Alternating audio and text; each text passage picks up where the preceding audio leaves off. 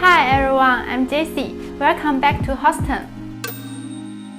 Some customers have made it difficult to choose materials when picking a welding table. Today, I will briefly introduce how to select materials when purchasing a welding table and what are the differences between them. The casting welding table is formed by pouring molten metal or alloy into a casting molder. It can be cast in a variety of shapes and the sizes are also very flexible. The steel welding table is made of spliced steel.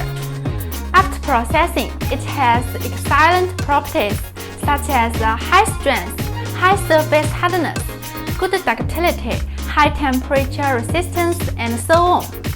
Let's talk about the difference between the two. First, rigidity.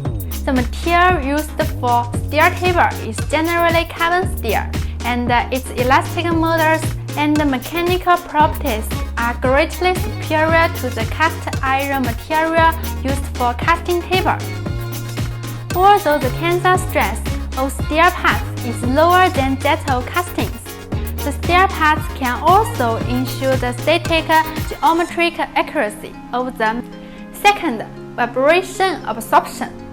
The vibration absorption performance of castings is better than that of steel parts because the internal resistance of castings is 3.2 times higher on average than that of steel parts. Third, the internal stress of castings is smaller than that of steel parts, and the deformation generated during subsequent use is also smaller. Therefore, the work table, bed, and other components of castings can maintain good accuracy for a long time. That's all for today. You can choose your desired welding table according to your needs. We will see you next time. Bye bye.